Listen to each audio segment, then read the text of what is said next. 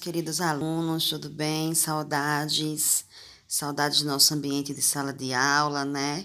E agora nesse período junino, período de festa, de muita alegria. Mas assim, a gente não vai perder essa alegria, não. Vamos curtir esse São João em casa, né?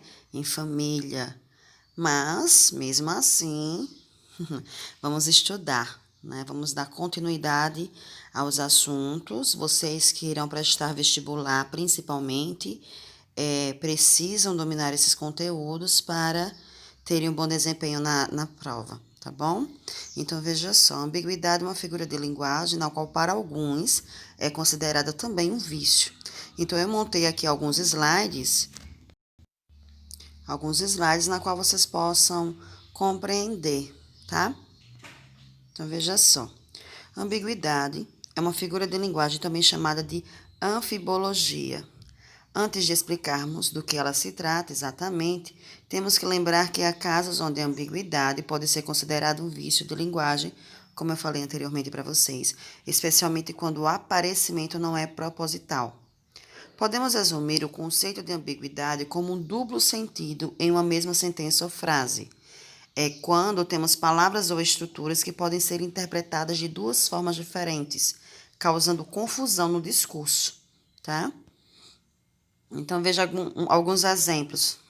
O cachorro do meu marido é um chato. Bem, eu posso interpretar esse cachorro do meu marido como um xingamento para com a pessoa dele, né? Ou me direcionando ao próprio animal.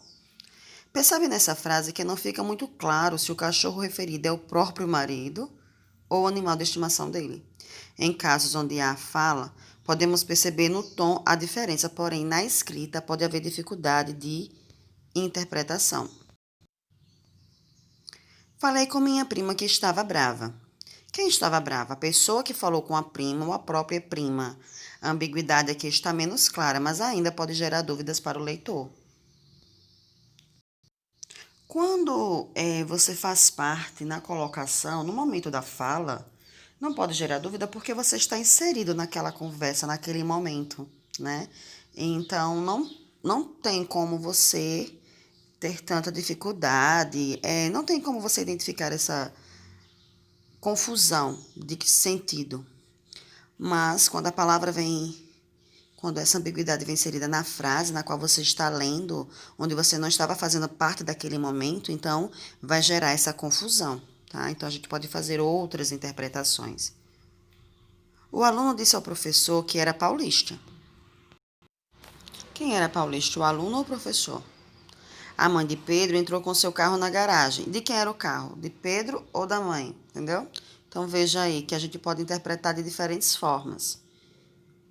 Aí nós temos também ambiguidade lexical. A ambiguidade lexical tem a ver com as palavras em si, ou seja, quando temos uma frase, alguma palavra que possa ser interpretada de duas formas diferentes, causando confusão no leitor. Exemplos de ambiguidade lexical. Pedi um prato ao garçom. Na frase, a palavra prato pode se referir ao objeto prato ou ao mesmo à refeição. Quando a gente diz, traga um prato, por favor, você não sabe se está ali com a comida, né?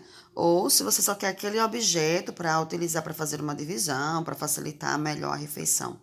Então, pode haver várias interpretações, tá? E nós também temos a ambiguidade estrutural. Além da ambiguidade causada pelas palavras, há também casos em que ela deriva de suas posições na frase. Chamamos então de ambiguidade estrutural. Exemplos de ambiguidade estrutural. Pedro foi atrás do ônibus correndo. Quem estava correndo aí? Pedro ou o ônibus?